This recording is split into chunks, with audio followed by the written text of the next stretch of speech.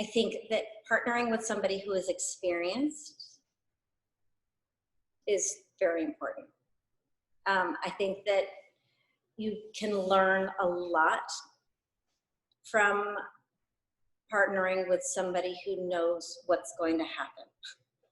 Especially for established businesses, I think it is very smart to start small. I think that if you're curious, I think starting out with a pretty modest project, piggybacking on somebody's project where they're already growing grain, and saying, you know what, can you maybe just grow like an acre for me? Like, what do you think? Or how much do you think how small of a plot do you think I can do? For a while, we thought, you know, maybe the farming thing isn't gonna last. But once we tasted the bread made from freshly milled flour, we said, oh, this could be something really, really wonderful. And it's still a very, very modest kind of lemonade stand that pays its own bills, but really is such a small part of our larger business at the family winery. There are so many different moving parts that to start off with 5 different grains or an enormous investment in grain growing, I think it can get incredibly overwhelming and tough, because, you know, running a standalone bakery, running a retail bakery in itself is pretty hard. And adding an agricultural component onto it adds on this other piece of uncertainty that not everybody has a stomach for. So I would say start out small and find somebody experienced to work with who has the same farming ideals that you do. So with all this information, I think we're inviting people to, I think, to take the risk first, because you're inviting people to take a risk on taking a completely different approach as a farmer, right? Right. You're inviting bakers to take a risk to bake with durum, which is something that not a lot of people have done.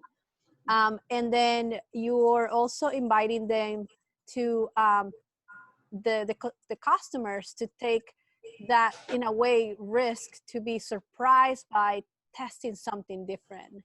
And I do think that all of this time that people are spending at home, I think that a lot of them are learning more about the process for themselves. Mm-hmm. And I can see that at the farmer's market. I can see people buying my sourdough starter. And I can see people buying Fat Uncle Farms flour, their Sonora and their Red 5. And people are really interested. And so there is an incredible opportunity with this generation of bakers mm-hmm. to push that awareness farther than it has been in the past. And I think it's incredibly exciting, and I think that the potential is huge. I just think that we need more people milling. Yeah. And we need milling to be much more common.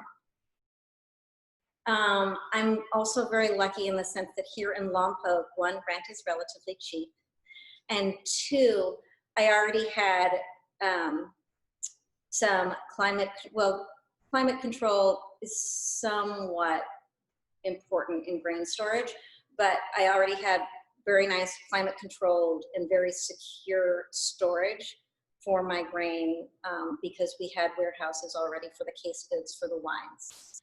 So I didn't really even know how important that was until I went to a couple of grain conferences and people were saying, well, how do you store the grain? Well, how do you store the grain? Oh, I wish I had more room to store the grain. And I said, oh, I've never really had that problem because we just have these, we have these industrial spaces that are just storage spaces already. And so it was something that we kind of fell into that was an accidental benefit.